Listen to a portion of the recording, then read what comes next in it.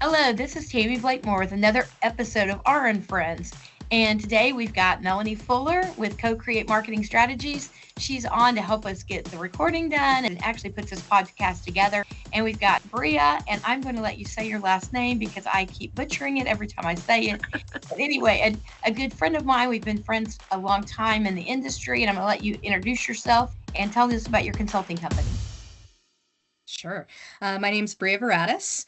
My background is mostly in contract manufacturing. I've worked at a couple manufacturers, started in customer complaints, which is awesome. And then grew to lead a couple of quality groups and eventually grew into a CEO role for a contract manufacturing business and ended up selling the manufacturing operations. And now I'm working in consulting, specifically for operations and unifying teams, so breaking silos between quality and operations, which is all too common in our industry.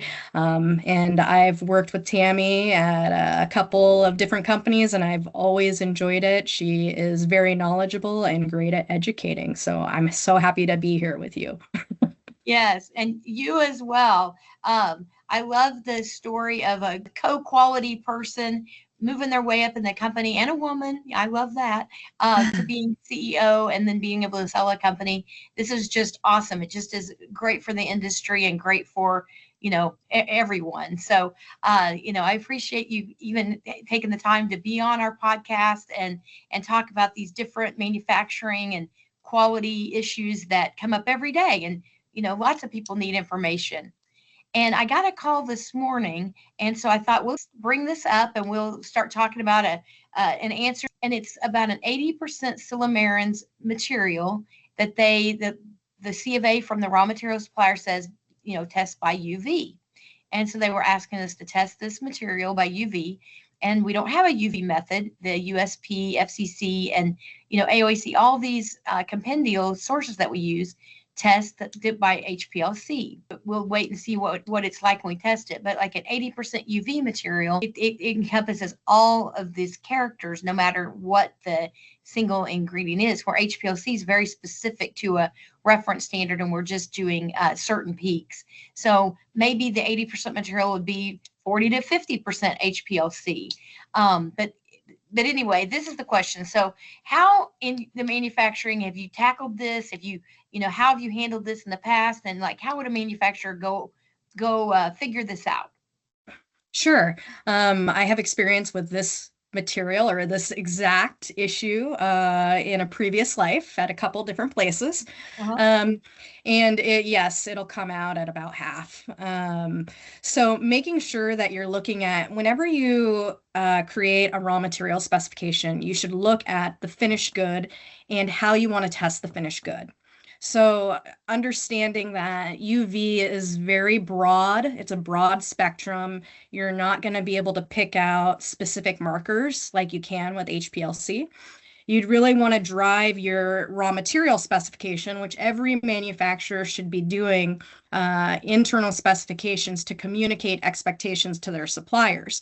And those should be derived from the finished product specification. So understanding that you're going to be testing with HPLC, you want to test your material by HPLC, and you want to make sure that you communicate that on your internal specification that you are submitting to suppliers with your POs so that everyone is aligned on expectations.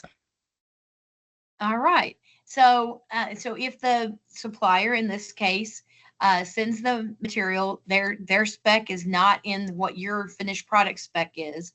As long as you've communicated that, you've got it documented, you could go ahead and test it by HPLC and be able to qualify it. But the other thing is I think we talked about previously, qualify it by like an ID method. Yeah, so to take it a step further, you have your specifications, and really you should be qualifying materials, whether it's before you make the order, so getting a sample ahead of time, or on the first receipt. You want to, every incoming material, dietary ingredient, requires us to at least do identification testing. In this case, it would be HPTLC most likely as an appropriate method. But then you also want to look at your finished good, and if there's a requirement for potency, you also want to test potency. You also want to test for known contaminants, which with botanicals tends to be heavy metals and micros. But making sure you set this up for a qualification program ahead of time so that you're very clear on what the expectations are, what tests you're running on first receipt, and then you can qualify the material and say, yes, this is an appropriate material before starting production, because it's always hard to undo something once you start.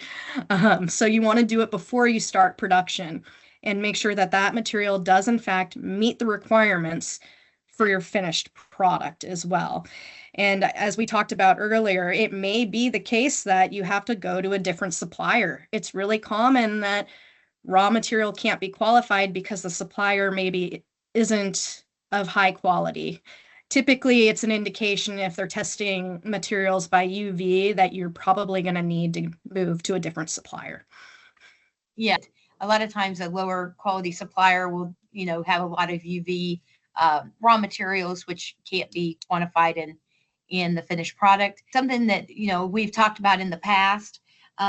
Making sure we have like scientifically valid methods for those finished products. And so doing a UV method on a finished product wouldn't be scientifically valid. And I'm going to discourage, I mean, there's no way we could test it in our lab. I just know it's not the correct method, but, discourage when people ask me, that's why this question came up, is I'm trying to point them in the right direction and, give them the information they need. And this podcast was a perfect opportunity to do that. Yeah, yeah. I mean, as you said, the FDA makes it very clear in 111, it needs to be a scientifically valid method. And for finished products and product mixes, UV is just not it. Right. So just to play devil's advocate, because you never know, and we want to make sure that everybody's educated, and since we have you two wise ladies on here, would there be any case that UV, the measurement of the raw material in UV, would be of good use?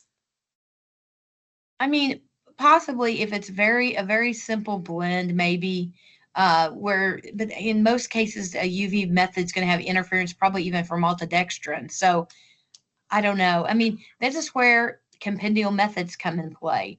So I'm not going to say there's not a compendial method out there that's not a UV finished product. There probably is.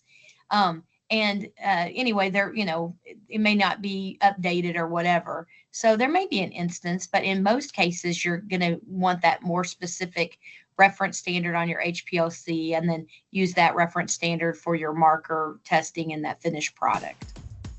Thank you guys for being on this episode of Ara and Friends. And this is great information about looking at your raw materials and testing those just like you would testing your finished product and using scientifically valid methods. Thanks for being on. We'll talk again another day.